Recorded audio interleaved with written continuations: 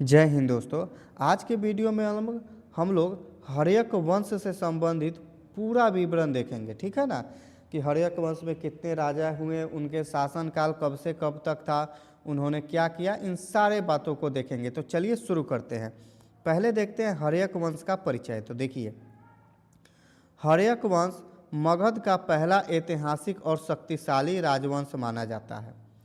कौन सा वंश?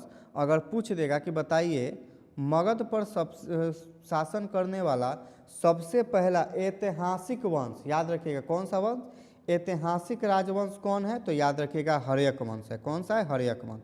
आगे, इस वंश ने मगध को स्थानीय राज्य से साम्राज्य के रूप में स्थापित किया। किसने किया? तो इस वंश ने जो मगध है उसको स्थानीय राज्य से साम्राज्य के रूप में स्थापित कर दिया।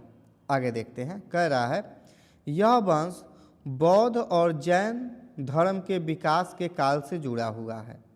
इन्हीं के काल में बौद्ध और जैन धर्म का विकास हुआ। आगे देखते हैं हर्यक वंश का समय काल जो है हर्यक वंश का लगभग 544 ईसा पूर्व से 413 ईसा पूर्व माना जाता है।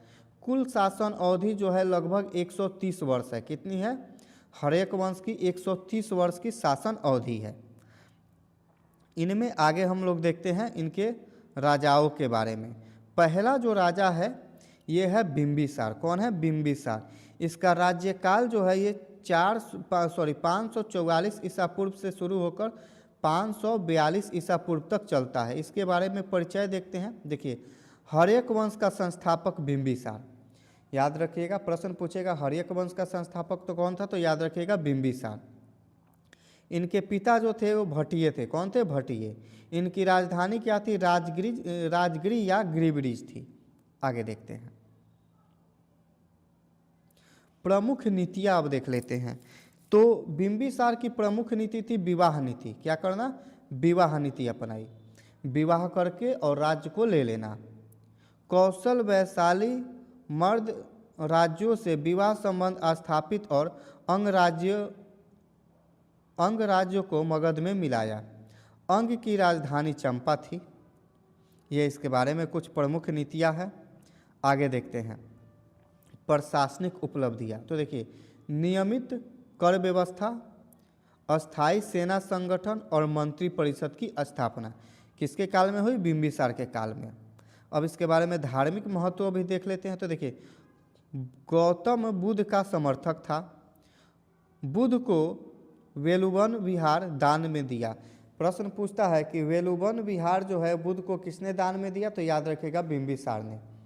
अब आगे देखिए, बिंबिसार विवाह नीति का प्रवर्तक था। अंग राज्य का विलय किया। अंग राज्य का क्या किया? विलय किया। अब आगे देखते हैं दूसरा जो इसका पुत्र हुआ अजातशत्रु, इसके बारे में देखते हैं। अजातशत्रु का जो शासन काल है ये 492 ईसा पूर्व से 460 ईसा पूर्व तक है। अब इसका परिचय देख लेते हैं। ये बिंबिसार का पुत्र था। कौन था दोस्तों? अजातशत्रु बिंबिसार का पुत्र था। और इसने जो है अपने पिता की हत्या कर सिंहासन पर बैठा। क्या किया? तो अजातशत्रु जो है अपने पिता की हत्या करके क्या किया? राजगद्दी पर बैठा। आगे देखते हैं, कह रहा है प्रमुख युद्ध और विजय। तो इसने वैशाली गणराज्य पर विजय प्राप्त किया और कौशल और लिच्छवियों से युद्ध किया। किससे किया? कौशल और लिच्छवियों से युद्ध किया। आगे देखते हैं सैन्य नौचार। आगे देखते हैं इसने क्या क्या चीज़ सैन्य शक्ति में इसने क्या किया, तो इसने महाशिलकंटक बनाया जिसको पत्थर फेंकने वाला हथियार होता है। रथ मुसल बनाया जिसको क्या कहा जाता है? रथ मुसल का भी आविष्कार इसने किया था। आगे देखते हैं इसने क्या किया, तो इसने रथ मुसल जिसको हथियार बंद रथ कहा जाता है उसका आविष्कार किया। इसकी राजधानी कार्य देखते हैं। तो देखिए, पाटलिग्राम को किलेबंद किया। क्या किया? पाटलिग्राम को किलेबंद किया। आगे चलकर यही पाटलिपुत्र बना। क्या हुआ? आगे चलकर यही पाटलिपुत्र बना। आगे देखते हैं, कह रहा है धार्मिक महत्व। तो देखिए बुद्ध और महावीर दोनों का समकालीन था।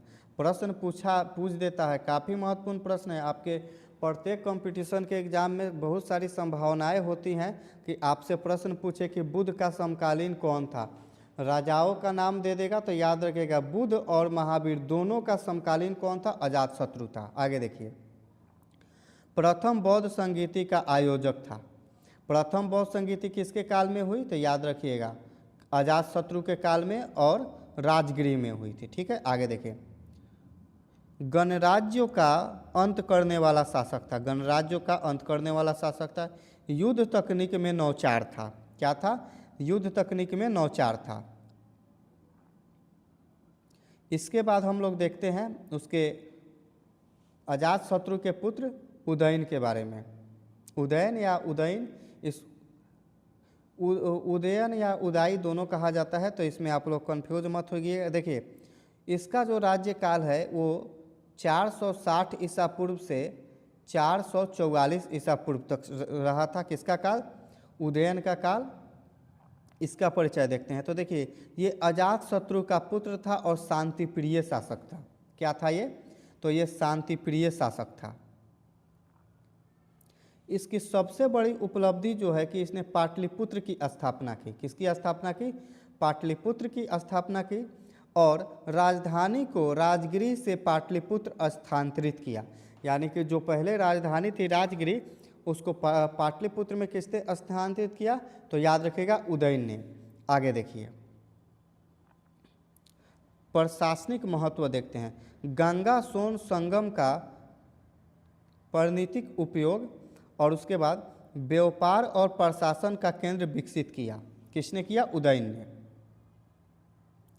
आगे देखते हैं, पाटलिपुत्र का संस्थापक कौन था? उदयन था। इसको तो आपको याद रखना ही रखना है, बड़ी जरूरी चीज़ है। अगला प्रश्न आगे हम लोग देखते हैं अगले राजवंश के बारे में, निरुद्ध के बारे में। किसके बारे में? निरुद्ध के बारे में, जिसका राज्यकाल जो है 444 ईसा पूर्व से 440 ईसा पूर्व तक रहा। काफ़ी कम समय तक इसने शासक किया।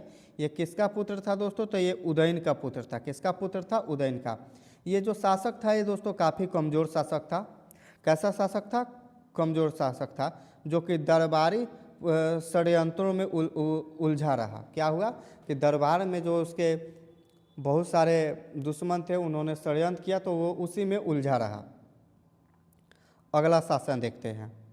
अगला शासक जो है इस वंश का वो है मुंड। कौन है? मुंड है, जो कि इसका राज्यकाल 440 ईसा पूर्व से 437 ईसा पूर्व तक रहा। आगे देखते हैं, शासनकाल अल्पकालीन था, यानी कि थोड़े दिनों का शासन था।